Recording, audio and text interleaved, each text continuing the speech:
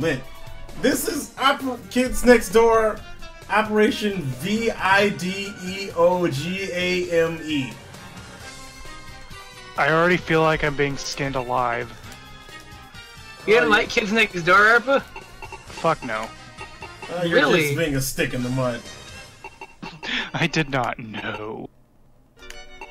Only thing interesting about it is one of the villains used chemical warfare. True. Like, a few of them did, actually. Fucking the Common Cold, like, holy shit, that's kind of a fucked up villain. He kind of is. Oh, fuck you, Cartoon was Kame. super good. This is going horribly wrong. I guess my buttons are backwards. I was gonna say ARPA is a stick in the mud, but you know what? Fuck it. That's my name now. ARPA has a seizure. ARPA. ARPA for Pippi. So, Kid Next Door used to have like a 3D Flash game back when CartoonNetwork.com was lit. And I used to play the fuck out of it. Kids Next Door was so good. It's a good cartoon.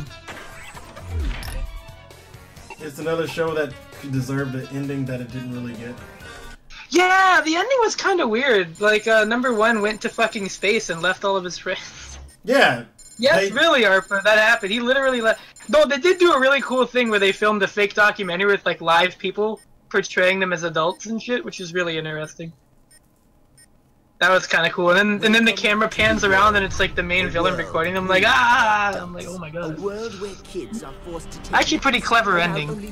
Granted, it didn't have the closure I wanted it to, but it's still good. I think they got to end it on the right note.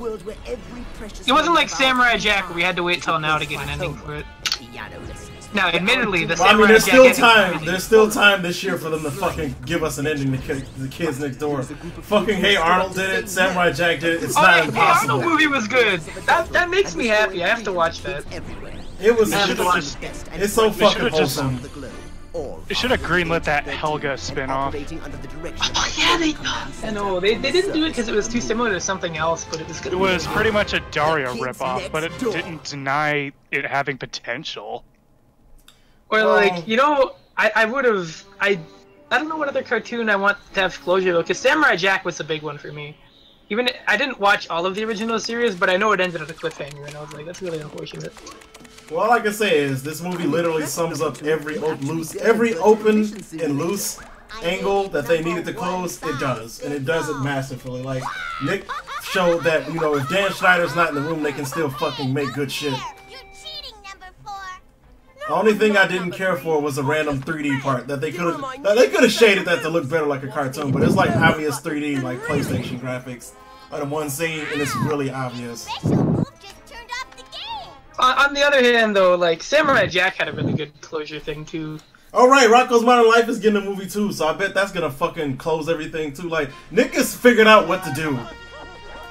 Like they're shitting on Cartoon Network pretty hard now. Finish up your old shit and then just do the new shit. Kids Next Door operating instructions. And the nice thing is that the Powerpuff Girls coming back was something. Yeah, that was scared. That was actually what scared people from Samurai Jack. But then when Samurai Jack came back, it was fucking lit. Everybody because Adult Swim took it. That's what made everybody feel better. Yeah, because like Adult Swim has it, and then they had the original creators. Yeah, they didn't have just the creators going, yeah, just do whatever you want with their show, just disassociate us with it, please. Yeah, because Samurai Jack was actually made by the original person because he wanted to wrap it up, but they never had the time or the money to do it. But then Adult Swim was like, you know what, we'll do it. And it turned out good. The Samurai Jack finale was awesome, from what I hear, and like it was a good way to end the series because Jack made it back. Well, the epilogue, ending kind of had holes in it, but yeah, it was good. It was good enough. It was good enough. I think that just seeing Jack making it back to the past made me happy. Because that's like, that has been a fucking quest that he has been on for like... The only thing that bothered me about the ending was that it took so long for the time thing to happen. But it made me wonder if that's how long it took for Aku to actually die, or if they just were fucking with Jack the whole time, like, ha! You're about to get married. No, you're not. Go fuck yourself. The end. Like, be sad under a tree. The samurai's way. Like, you don't get a happy ending because you're a samurai. Eat shit. Whereas with Hey Arnold, it's like, everybody gets a happy ending. Eat pie. Yeah, Hey Arnold's a bit more wholesome, but Samurai Jack, they took it the direction that he wanted to take it in, which was the finale. Because admittedly, I remember the creator talking about how like the new series is going to be a bit less, you know, held back by the being on cartoon thing. Because I know on Cartoon Network it was held back a bit for the content that it was originally going to have. Well, I think things got immediately real when Samurai Jack got fucking stabbed and there was blood, or when he actually killed someone who was not a robot. Yeah, there was that. Yeah. And he fucking like, killed all of like he kind of went ham. I loved it because it was the Jack that you always wanted to see, where he was like, "Fuck it, everybody gotta go." Like, I'm tired of everybody's shit. On the subject of this game, the combat looks like ass. Yeah, it's not very. It's not helping all that much. Like, I'm supposed to be locking on, but I don't feel like I'm locking on. And I would say Kids Next Door needs closure, but it already got closure. It's just it wasn't really perfect, but it ended. It did end. I think 'cause they did get it. They did. Oh, what? Go on. You know what needs closure? Rocket power. Yeah, we get a rocket power. I want to know. Well, they have to realize that all of their lingo is fucking old, outdated as shit now. No one likes them. I Like, think what they need to them? understand is what the actual ancient Hawaiian sayings were. Ancient They go Hawaiian and read the saying, ancient if you tablets and don't shit. age, then no one can call you timeless. Oh, Rugrats technically got closure. That was the problem, actually. Rugrats didn't need closure, but it got it, and it wasn't good. Didn't Rugrats get way worse the minute they added Dill or some shit? Yeah, and then they made them teenagers, and then they closed on that, and I'm like, Oh god, yeah, it made them adults, and it was like, it's really depressing. I say KND is where the problem started. I don't know. I feel like Dill is where Dill. things got fucking annoying. Like, Well, Dill was annoying, but I don't think he ruined went it, on but some I think episodes was KND actually good. wrote very well, but Dill was just always an ass. And I hated him. Yeah, Dill never Even in the added anything. Rugrats Even when movie, he you grew up. immediately hated Dill because he wouldn't shut the fuck up. Like, it made you hate And kids then, like, all when over Dill again. grew up, he was a dick, too. So it's like... I mean, when he grew up, he just was like some fucking dweeb. Like, I don't like saying that word, but that's what he was. He was a fucking dweeb. Not a geek, not a nerd, just a dweeb. Yeah, thanks. But why didn't you guys tell me the Toilinator was Yeah, and like, attacking the tree? Rugrats all grown up was weird. Cause like, they took the premise of one episode and they made it a whole show, and it's like, that's not a good idea, because that one episode was good because that was the only time that happened. Get that thing away from me. Yeah. Cause the whole thing about that episode was that it was cool to see them as adults, because then you never see it again, so like, oh, cause they're babies. And they're like, oh yeah, let's make a show about it. I'm like, And then they did a lot of cocaine, it was like, fuck it, teenagers! yeah, man, like, I'm guessing that what they wanted to try and do, which is an interesting idea, is have, like, Rugrats grow up with its audience, but I don't think people wanted it to grow up is the problem. Yeah, like Because the point of Rugrats is to be, like, relatable child stories, so nobody really wanted it to go past that. Like, my favorite episode of Rugrats is the one that they were so worried about that they played it on Nick at Night, even though there was no actual swearing in it. She said we're all stupid. She said we're all little. Yeah, that.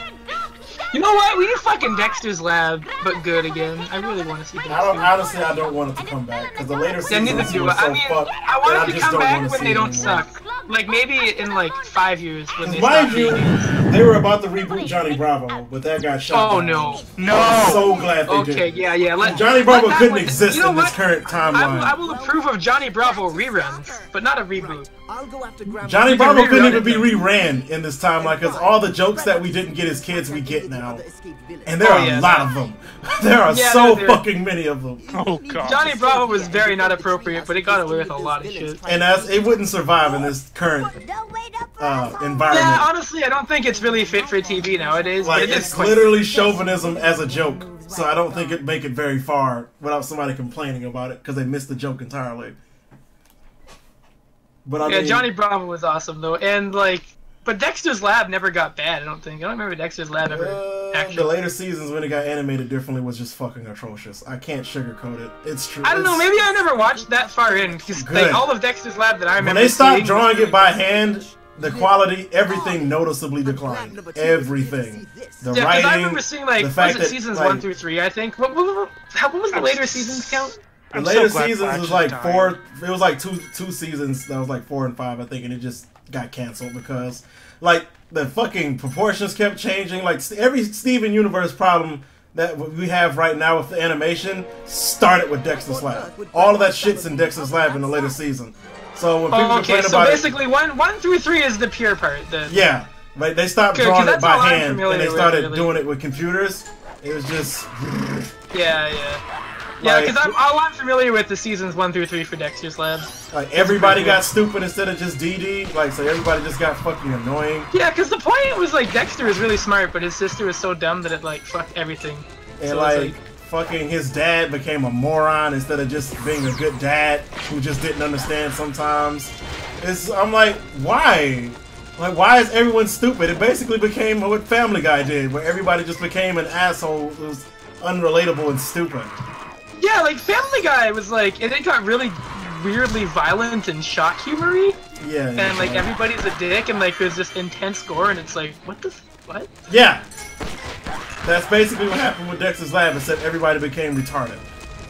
And I mean that in the worst sense of the word. Like, everyone just became clinically retarded. Even Dexter, who was like, I'm the boy genius.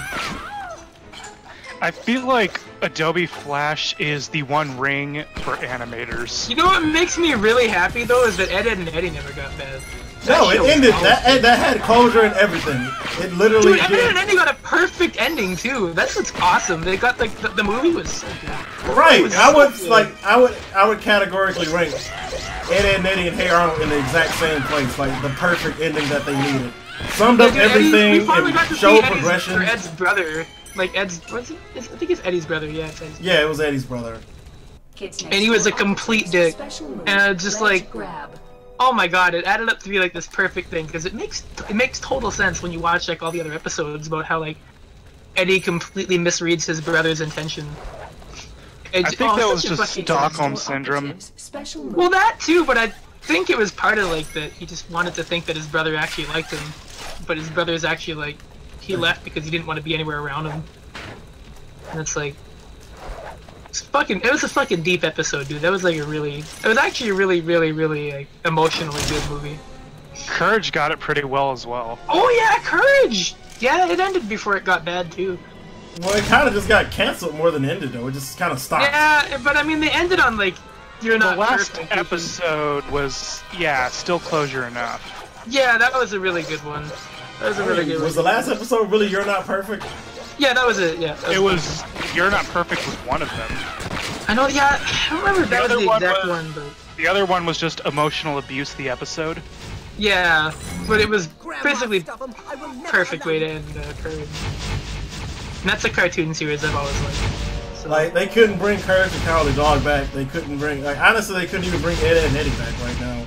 well, Like, well, why would you have to bring it in, Eddie? why are there 5 Ben 10s? Don't think that's Okay, gonna Ben stop 10 them. never got closure though. Ben 10 didn't even get an ending. It did, actually. Every time it got an ending, they just fucking restarted it in a different universe for no reason.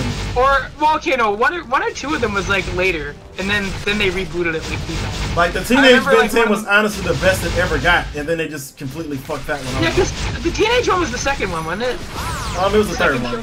Because the first one Okay. had 3 seasons, and then they started a new show. Yeah, and then they did Teenage Ben 10, which was good, and then it just kind of got loose. Like, they canceled Teenage Ben 10 because they was gutting shows left and right. Like, Titan Maximum got... not Titan Maximum. Fucking Symbiotic Titan got bopped by it. They just said, fuck all this serious shit. Let's go back to kiddie shows.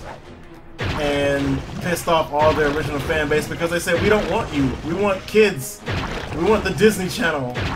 We want Teen Nick. I mean, we want fucking Nick Jr.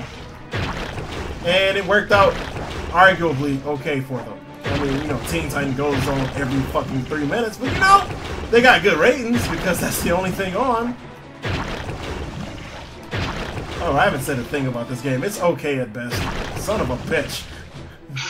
I mean, what is there to say? It's just cartoon talk now. Yeah. It's just a... Welcome to the relevant. podcast where we actually pretend to do the show, but we're talking about other things. It happens every now and then. Ever You know, since I sometimes we watched get cartoon. political, sometimes we talk about shows. Sometimes You know, honestly though, if I gotta talk about cartoons that I think are top tier, even if they're not like good, I think the '60s Spider-Man cartoon is like in my top 5. That shit is just dumb. That shit is just dumb, but it's funny. Like, even explaining the plots to it is great. Like, Spider-Man fights gigantic icemen that have tunnels in them. Like, that's an actual thing. Like, there's like this giant fucking walking ice block thing with the mouth that opens up, and there's like a secret lab in it, and I'm like, what the fuck is this? You know, gets the like Cartoon Network had this weird period where they was actually rerunning like the old Spider-Man and Spider-Man with the Human Torch, and there was a show with those two in it, like a bunch of crazy shit I never even heard of. Where the first episode was like we got stuck in an arcade machine, like what the fuck is this? And they played like Space or Asteroids or some shit. But like, I'm talking about like the 60s one, which is the greatest one of all time because it has the, it has like 300,000 fucking one-time villains and like really weird animation. Like, I know in season 3 it got really strange. It started to look like a really bad experimental LA Noire thing, where they would like, every time you go into J. Jonah Jameson's office, it would look like a fucking gothic painting. Like, the camera angles would just be really weird. And like, you would see characters at a really slanted angle and like fucking purple-ass backgrounds, and I'm like, what the hell? Yeah. You recall that, right, Arpa? You know what I'm talking about, right? I know exactly what you're talking about. Billy and Mandy didn't actually get the closure that it deserved. That's another show that really could have. And I also really want to know what their obsession was with Medieval Knights, because Spider-Man fights one of those like every 3 episodes of the old 60s cartoon, and I don't know why. It's because Scooby-Doo and the Black Knight was so popular that they was like... I know, but like it happens like at least 7 times throughout the whole series, and like at least 5 times in season 3. It's always the fucking night suits. That entire era that the cartoon came from as a whole was just weird with historical warriors. Yeah, like you know, like, and like they had that one where he fought fucking Jesse James or some shit, or like this clay sculpture of Jesse James. I don't fucking remember. Like there was a guy that had like living wax dolls, and I'm like, what the hell is this? And there was a guy whose gimmick was my suit literally deflects your web, so Spider-Man just went and made a new web and beat him. Like, I mean, that's a very Spider-Man thing to do. But it is, but it's like such a dumb gimmick, because everything else he did was like, oh, I can just swim in oil and I have flipper feet, and your webs don't work on me, because and I shit you not, Dr. Von Schlick. And I'm like, that's the stupidest name I've ever heard. Like, are you fucking kidding? Like, that's what we're going with? Or the time the Rhino made a fucking hidden base under the zoo to make gold statues, like... That doesn't seem impractical. That happened in the show. Like, neither of those things correlate, but like Spider-Man's like, what's going on under the zoo? So he goes down there, and the Rhino's there, and he's like, oh, I'm making statues to sell. And I'm like, what the heck is why? How is that a crime? What are you going to do with them? What are you going to do with these statues? I mean, if he steals the gold, then I guess it's technically he was stealing the gold to make statues of himself, and I'm just like, what the fuck? And there was the time J. Jonah Jameson put his face as a projection on a robot to fight Spider-Man. Like, I don't even know. That show was weird.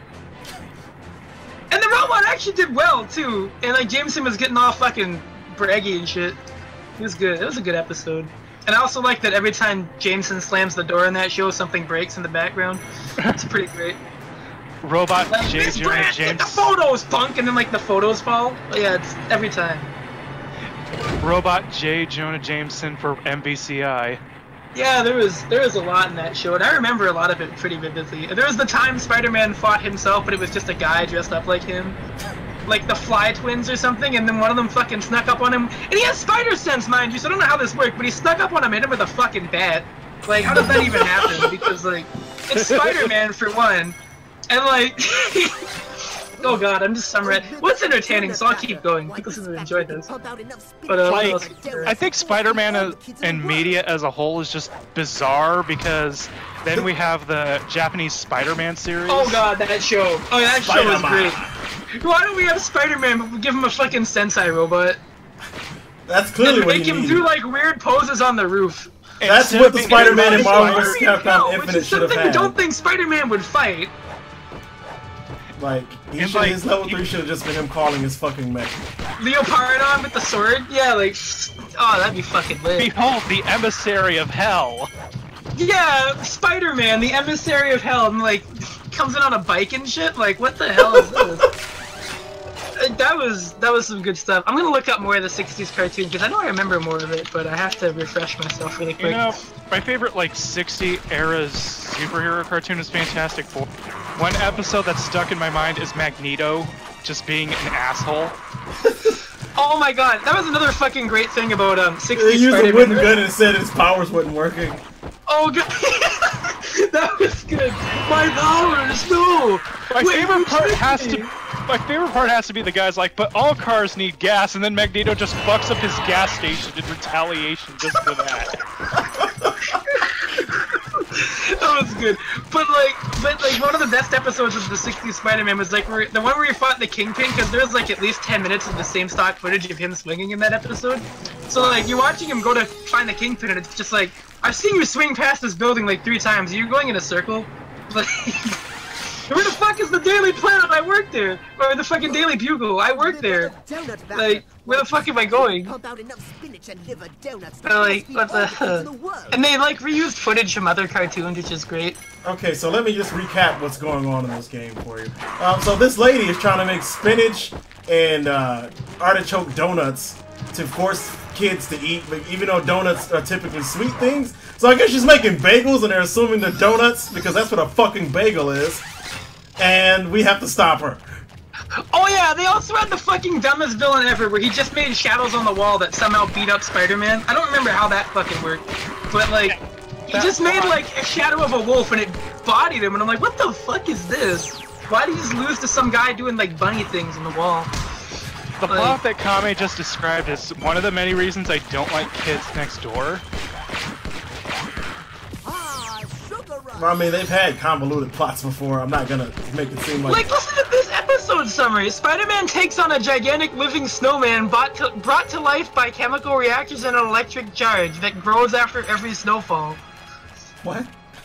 Yeah!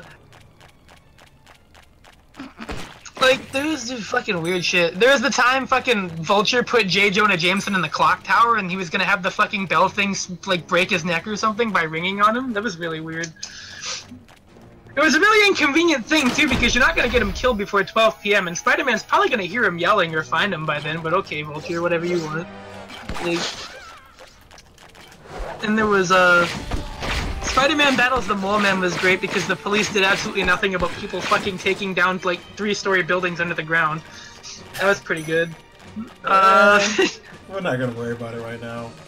There was a time Spider-Man went to, like, almost hell down there. He fought a giant spider in, like, the bottom of the earth or some shit in that show. He went into the hell prison. Yes.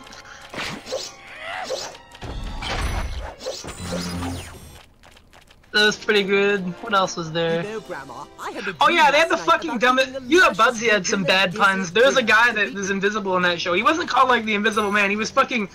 I didn't even... Like, Dr. Noah Body. That was his fucking name. And I'm like, really? And he was his gimmick was literally I'm invisible. So basically his best method of fighting Spider-Man was doing it naked. Which he did do for that matter. I thought, like, the way you were saying it, I thought he was gonna make invisibility puns somehow. He did do that too. It also had like the best Electro of all time because he fucking surfs on an electric line going, looks like you're a born loser!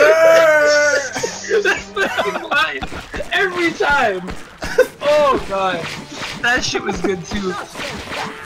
Like, only like it's not Deeper Cut didn't have to do much to make that more funnier than it No, was. yeah, he didn't edit much of that in this episode to begin with. Everything in there was already fucking great. Looks like you're a natural born loser! He fucking surfs away on a wire, like, cool. Like, great. That just looked amazing.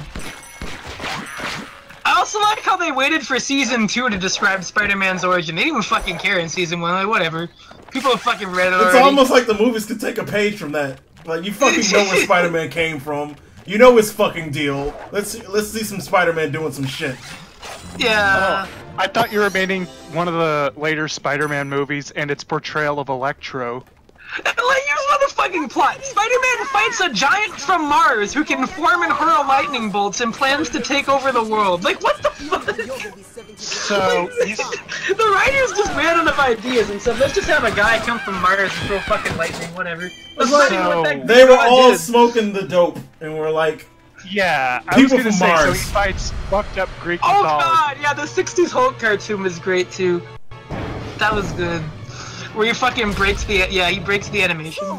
Haven't had enough of Grandma. Oh shit.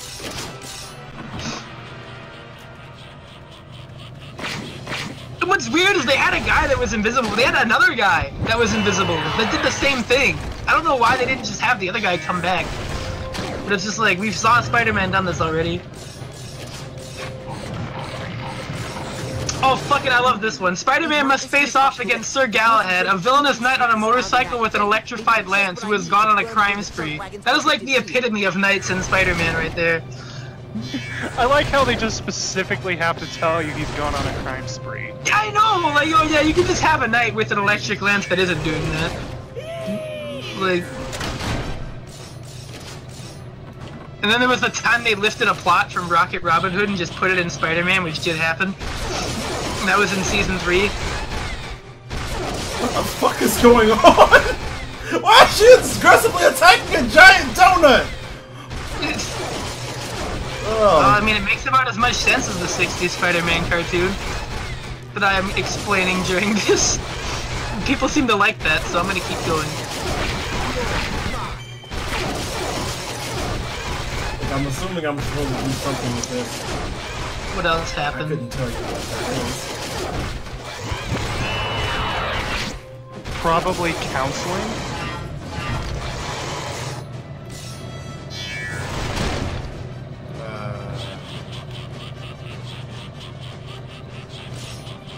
60s animation in general was a very special time. That was like, for the people growing up in that time period, that was their 90s. Where there was an animation renaissance with bizarre things happening. Spider-Man fights vampire bats using sound waves to mess up their senses, is a sentence I just read. After finally coming out of the cave, they finally see the Cloud City of Gold, which is ruled by a 15th century conquistador named V.I.D.E.O.G.A.M.E, who attacks them with the giant golden eagle. This all happens in one episode, by the way. I mean, this is fucking action-packed right there. That shit's fucking lit. Clearly. Spider-Man. These are all... Go on. These are all characters that could have been in MBCI. I know, this is like... the Spider-Man TV show had like 500 one-note villains that just never went anywhere else. That switch must operate their injector mechanism. Oh, and the best part about the Spider-Man, like the thing hitting him, like the bat hitting him in the back of the head, is that it was the same villain from another episode. It was just the Human Fly, where he was just like Spider-Man wearing black. But like, I guess he had a brother, and then they just like, were just like, oh yeah, his brother is there, and he fucking hit Spider-Man in the head with a bat. He was pretty great. And Spider-Man just got knocked out. He just fell over. Almost got arrested. And here's a plot summary. Spider-Man who fails to stop Blackbeard from stealing a treasure chest when he is knocked overboard. Next, Jesse James is sent to rob a bank. Like, this is fucking good plot synopsis. An executioner is sent after Spider-Man. And this is where he goes to the wax museum and meets the fucking curator of the wax museum, who's making fucking living wax dolls. Like, God. Also, there's a guy in this show called Dr. Magneto, who is definitely not Magneto. It's definitely not the same fucking thing. Trust me. You have to believe me. It's Dr. Magneto, he's different. It's like Dr. Mario. It's Dr. Mario, he's a bit slower, but he's definitely hits the harder. Please tell me he destroys a gas station just because somebody tries to ARP. He sabotages a lighthouse, which is arguably being even more of a fucking asshole. now some boat's gonna crash. But I mean, that's his problem, I guess.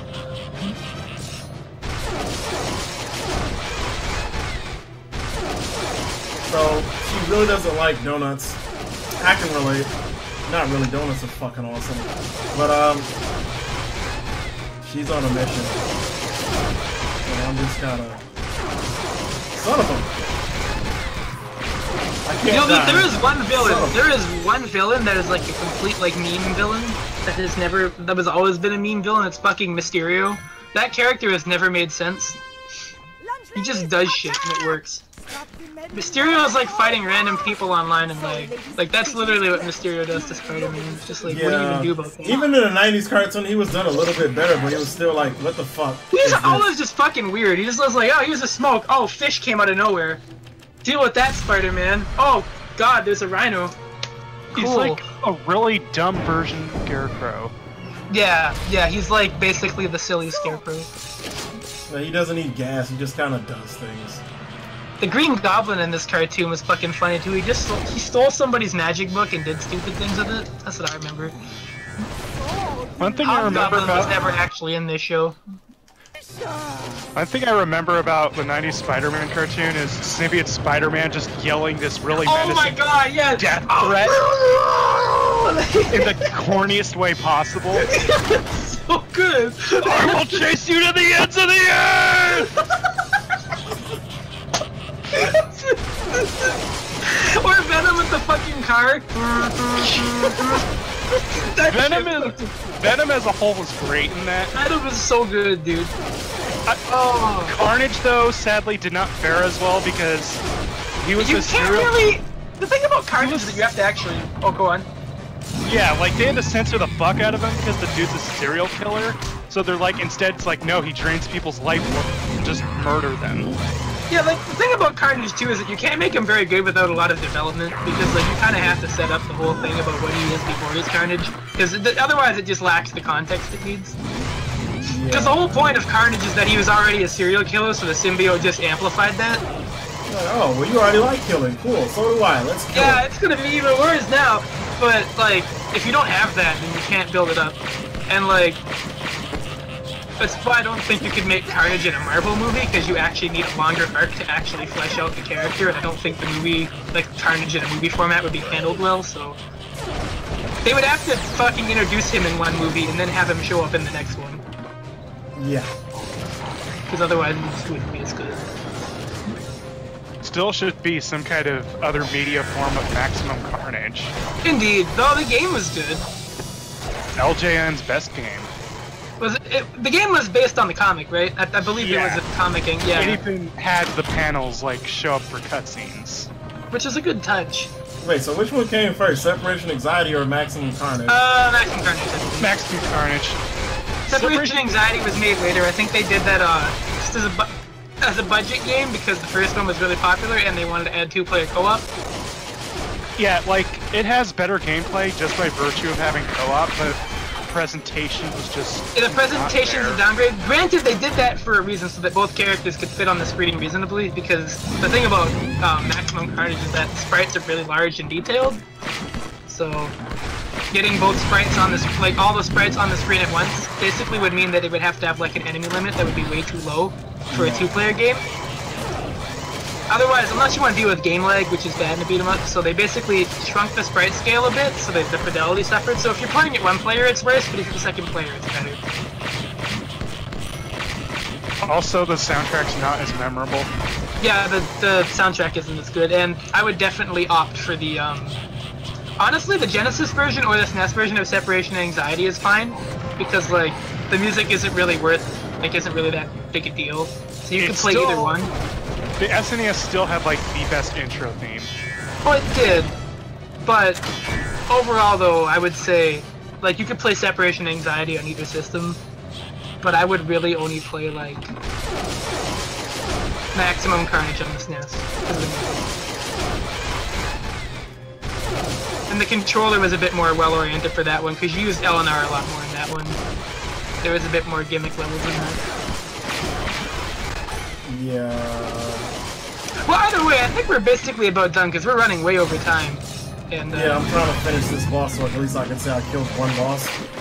This is the last cycle. You killed the Tornado in the opening. True. Which I'm surprised I remember, because I just spent like half an hour talking about the 60s Spider-Man cartoon. Admittedly, not the worst half an hour I've spent. I'm surprised we remember that was a thing that actually happened. Yeah, what? That was the villain. What, the plot of Spider-Man or that? Because either one's interesting. Either one is special, yeah. There was also that one fucking episode of, what was it, Amazing Spider-Man or Spectacular Spider-Man, where he met the fucking animator? That was weird too. Where he like went to like... He fucking met Stan Lee in that, didn't he? I don't remember. He met someone there. It was really fucking weird. I think it was Spectacular Spider-Man? I don't remember.